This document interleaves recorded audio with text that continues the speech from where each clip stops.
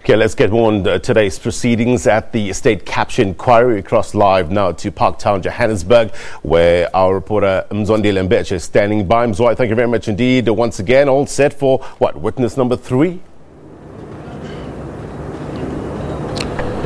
Indeed, Blaine, we expect the testimony of Vytjie Mentor really to take the center stage this morning when the commission resumes at 10 o'clock. She's been very vocal about this process, not only perhaps on public platforms like radio and television, but even on social media.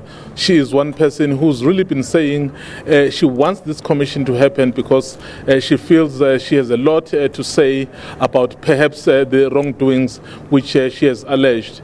She is also one of those people, Blaine, who was interviewed by the public protector and really talking about the issue of the cabinet appointments. She says she went to the Guptas where they called her and offered her the post of the Minister of Public Enterprises in the event she agreed to cancel the route between South Africa and Mbeje so that the jet airways from India would benefit. So we expect when the commission resumes in the next hour or just less than an hour to hear more from her about what has been happening, about the nature of that meeting, so under what circumstances it happened, because in that meeting she alleges that even though it was not offered to her by the then President Jacob Zuma, she says the president then was in the vicinity. So we hope to hear more what she has to say, Blaine. Yeah, she follows on the heels of, explosive testimony, I guess, from the former Deputy Finance Minister, SABC, Jonas, last week. What were some of the salient points that stood out for you there, Mzwai? The testimony by the former Deputy Finance Minister, SABC Jonas, of course, you've mentioned the allegations that the Hawks were trying to sabotage the case by perhaps wanting him to sign the statement that he was not party to. And of course, he went on really to say perhaps things that shocked the entire nation when he went on to say when the Guptas met with him, they told him straight that he needed to do as they had said because they were in control of everything. So you can imagine, I mean, here is a person appointed by the first citizen, but then you get called by people telling you that so whatever they want, they get. So those are some really of the explosive statements that SABC Jonas made. And he didn't end there. He was speaking also about the issue that he says they threatened him with saying this meeting, as far as they were concerned, so did not happen. So in the event that meeting were to be made public by him, so then he would be killed. So, you know, all those things perhaps are things that really shocked South Africa. But of course, Blaine, you'd know that this testimony at the moment is still being led by evidence leaders. So there is no cross-examination as yet, because some people would have questions.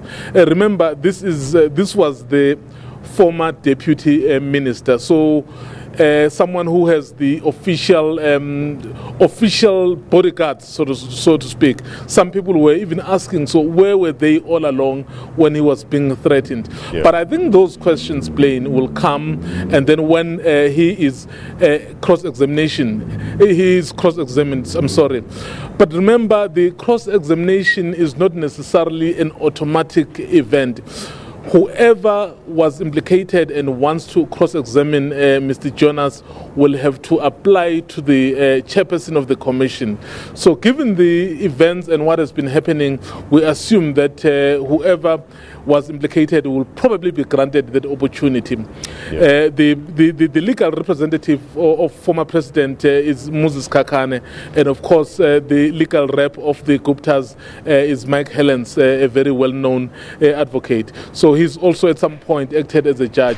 So, and there's quite a number of people, Blaine, who perhaps may want to ask a question or two from Mr. Jonas. Mzwai, you've been following these proceedings very closely. Describe for us the mood in the room, especially when these allegations are coming out. Of course, Blaine, you'd know that some of the allegations are not necessarily new. They've been in the public spotlight for some time, but of course others are quite new. And then there is an element of I wouldn't say shock, but because everyone gets so silent if, let's say, there's new revelations, and everyone is like, okay, so are these things that were happening?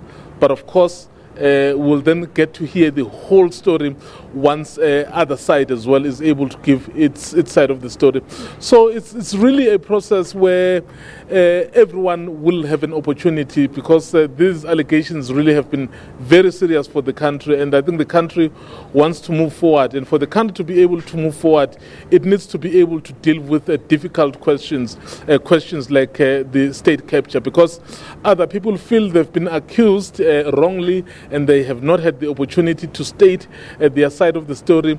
So this will be an opportunity for them to then state their side of the story. And those who have felt that really they've been forced to do wrong things will also have the opportunity, as we are seeing, to say whatever they want to say. Okay, I'll let you get inside there. It's going to be a busy day again. Proceedings likely to kick off at 10 o'clock. SABC reporter Mbeje. Thank you very much indeed for your time. Yes?